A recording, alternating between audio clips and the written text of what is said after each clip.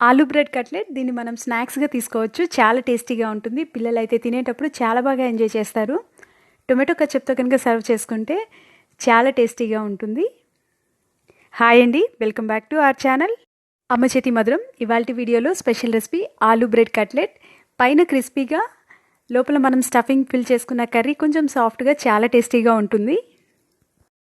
నేను milk bread తీసుకున్నాను. మీరు శాండ్విచ్ బ్రెడ్తో అయినా చేసుకోవచ్చు, బట్ మిల్క్ బ్రెడ్తో కొంచెం టేస్ట్ ఎక్కువ ఉంటుంది, కొంచెం స్వీట్నెస్ ఉంటుంది కదా బ్రెడ్లో. ఈ బ్రెడ్కి ఎడ్జెస్ ఇలా సిజర్స్తో కానీ చాక్తో కానీ కట్ చేసుకోవాలి.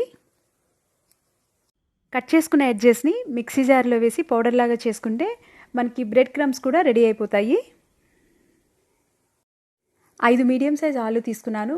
ఆలూని పీల్ చేసుకొని కొంచెం సాల్ట్, వాటర్ యాడ్ చేసుకొని బాయిల్ చేసుకున్న తర్వాత వాటర్ నుంచి డ్రైన్ చేసుకొని కొంచెం డ్రై అయ్యేంత వరకు పక్కన పెట్టుకోవాలి. కొంచెం చల్లగా అయిన తర్వాత దీన్ని గ్రేట్ చేసుకుందాము. మనం చేత్తో మ్యాష్ చేసుకునేటప్పుడు అక్కడక్కడ సరిగా మ్యాష్ అవ్వదు కదా, అందుకని గ్రేట్ చేసుకుంటే కంప్లీట్గా ఈక్వల్గా మ్యాష్ అవుతుంది. ఆలు తురుములో 2 సన్నగా కట్ చేసుకున్న పచ్చిమిర్చి తురుము, 1 కప్పు వరకు సన్నగా కట్ చేసుకున్న onion pieces, 1/2 spoon salt, 1/2 spoon jeera powder, 1/2 spoon amchur powder, 1/2 spoon chaat masala, 1 spoon garam masala add చేసుకుందాము. 1/2 స్పూన్ వరకు పెప్పర్ పౌడర్, కొంచెం కొత్తిమీర తురుము కూడా యాడ్ చేసుకొని బాగా మిక్స్ చేసుకోవాలి. వాటర్ ఎక్కడ యాడ్ చేసుకోకుండా కలుపుకోవాలి. ఇప్పుడు 2 స్పూన్ల వరకు పెరుగు కూడా యాడ్ చేసుకుందాము. వాటర్ లేకుండా పెరుగుని ఇలా ఫిల్టర్ చేసుకున్నాను. 10 నిమిషాల పాటు ఈ స్ట్రైనర్లో పెట్టుకుంటే మనకి వాటర్ అంతా ఫిల్టర్ అయిపోయి ఓన్లీ గట్టి పెరుగు మాత్రమే మిగులుతుంది. ఈ పెరుగు యాడ్ చేసుకోవాలి. 1/2 స్పూన్ వరకు కారం కూడా యాడ్ చేసుకొని బాగా కలుపుకోవాలి.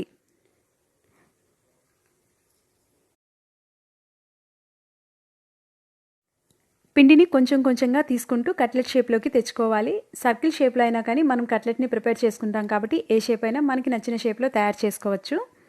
వాటర్ చేతికి అంటుకోకుండా డ్రై హ్యాండ్స్ తోటే మనం ఈ కట్లెట్స్ని ప్రిపేర్ చేసుకోవాలి, లేదంటే కొంచెం క్వాంటిటీ లిక్విడ్గా అయిపోతుంది. మనం ఆలు బాయిల్ చేసుకున్నప్పుడు కూడా కొంచెం సేపు డ్రై అయిన తర్వాత మాత్రమే గ్రేట్ చేసుకున్నాము. పెరుగు కూడా అలాగే వాటర్ నుంచి ఫిల్టర్ చేసుకొని యాడ్ చేసుకున్నాం కాబట్టి వాటర్ ఎక్కడా తగలకుండా ప్రిపేర్ చేసుకుంటే మనం ఫ్రై చేసుకున్న తర్వాత చాలా బాగుంటుంది లోపల స్టఫింగ్.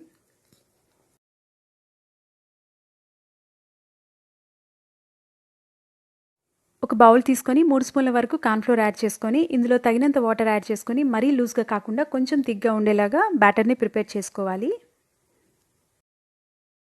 ఈ కన్సిస్టెన్సీ ఉంటే సరిపోతుంది.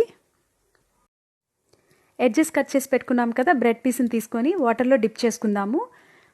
ఒకసారి లైట్గా డిప్ చేసుకున్న తర్వాత బయటికి తీసి దాన్ని వాటర్ అంతా డ్రైన్ అయ్యేంత వరకు లైట్గా ప్రెస్ చేసుకుంటూ, ఎక్కువగా కాకుండా కొంచెం ఫోర్స్ఫుల్గా కాకుండా సాఫ్ట్గా ప్రెస్ చేసుకుంటూ వాటర్ని డ్రైన్ చేసుకోవాలి. మనం ప్రిపేర్ చేసి పెట్టుకున్న కట్లెట్ని పెట్టుకొని పౌచ్ లాగా క్లోజ్ చేసుకోవాలి. బ్రెడ్ వెట్గానే ఉంటుంది కాబట్టి ఈజీగానే కవర్ అయిపోతుంది. ఇలా క్లోజ్ చేసుకునేటప్పుడు కూడా ఎక్స్ట్రా ఏదైనా వాటర్ బ్రెడ్లో ఉంటే లైట్గా ప్రెస్ చేసుకుంటూ వాటర్ని రిమూవ్ చేసుకోవాలి. ఇలా అన్ని వైపులా కంప్లీట్గా స్టఫింగ్ బయటికి రాకుండా క్లోజ్ చేసుకున్న తర్వాత దీన్ని ముందుగా మనం ప్రిపేర్ చేసుకున్నాం కదా కార్న్ఫ్లోర్ బ్యాటర్, దాంట్లో డిప్ చేసుకొని బ్రెడ్ క్రమ్స్లో కూడా డిప్ చేసుకోవాలి. కంప్లీట్గా బ్రెడ్ క్రమ్స్ని దీని మీద అప్లై చేసుకుంటే మనకి పైన క్రిస్పీగా చాలా టేస్టీగా ఉంటుంది డీప్ ఫ్రై చేసుకున్న తర్వాత.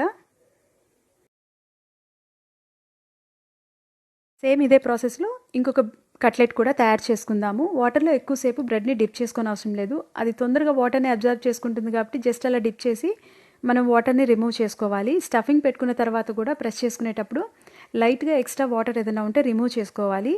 స్టఫింగ్ బయటికి రాకుండా కంప్లీట్గా మనం కవర్ చేసుకుంటే మనం డీప్ ఫ్రై చేసుకునేటప్పుడు ఓపెన్ అవ్వదు. కార్న్ స్టార్చ్లో ముంచుకొని బ్రెడ్ క్రమ్స్లో కంప్లీట్గా అద్దుకోవాలి. తడి లేకుండా డ్రైగా ఉన్న ప్లేట్లో కట్లెట్స్ని ప్లేస్ చేసుకోవాలి. కట్లెట్స్ని డీప్ ఫ్రై చేసుకుందాము. ఆయిల్ బాగా వేడెక్కిన తర్వాత మనం కట్లెట్స్ యాడ్ చేసుకునేటప్పుడు గ్యాస్ని లో ఫ్లేమ్లో ఉంచుకొని ఒక్కొక్కటిగా యాడ్ చేసుకోవాలి. ఆయిల్కి సరిపడా యాడ్ చేసుకోవాలి, ఎక్కువ యాడ్ చేసుకుంటే అవి అంటుకుపోతాయి. ఇప్పుడు గ్యాస్ని మీడియం ఫ్లేమ్లో ఉంచుకొని ఫ్రై చేసుకోవాలి. ఒక సైడ్ ఫ్రై అయిన తర్వాత వాటంతట అవే కొంచెం ఆయిల్లోంచి పైకి తేలుతాయి. అప్పుడు మాత్రమే మనం సెకండ్ సైడ్కి టర్న్ చేసుకోవాలి, లేదంటే కొంచెం అంటుకుపోతాయి. ఇలా 2 వైపులా ఈవెన్గా గోల్డెన్ బ్రౌన్ కలర్ వచ్చేంత వరకు ఫ్రై చేసుకోవాలి. గ్యాస్ని మీడియంలో ఉంచుకొని ఫ్రై చేసుకున్నాను. ఇప్పుడు వీటిని సర్వింగ్ ప్లేట్లోకి తీసుకుందాము. ఆయిల్ని లో టు మీడియం ఫ్లేమ్లోకి అడ్జస్ట్ చేసుకున్న తర్వాత మాత్రమే మనం కట్లెట్స్ని డ్రాప్ చేసుకోవాలి ఆయిల్లో. ఎక్కువగా కదపకుండా ఫ్రై అయిన తర్వాత మాత్రమే మనం టర్న్ చేసుకుంటుంటే బ్రేక్ అవ్వకుండా పర్ఫెక్ట్గా వస్తాయి. పైన క్రిస్పీగా లోపల సాఫ్ట్గా ఉండే ఈ కట్లెట్స్ని ఈవినింగ్ టైమ్స్లో స్పెషల్గా ప్రిపేర్ చేసి ట్రై చేయండి. మీకు ఖచ్చితంగా నచ్చుతుంది. మీకు ఈ రెసిపీ నచ్చినట్లయితే ఒక లైక్ చేయండి. మీ ఫ్రెండ్స్ తోటి రిలేటివ్స్ తోటి షేర్ చేయండి.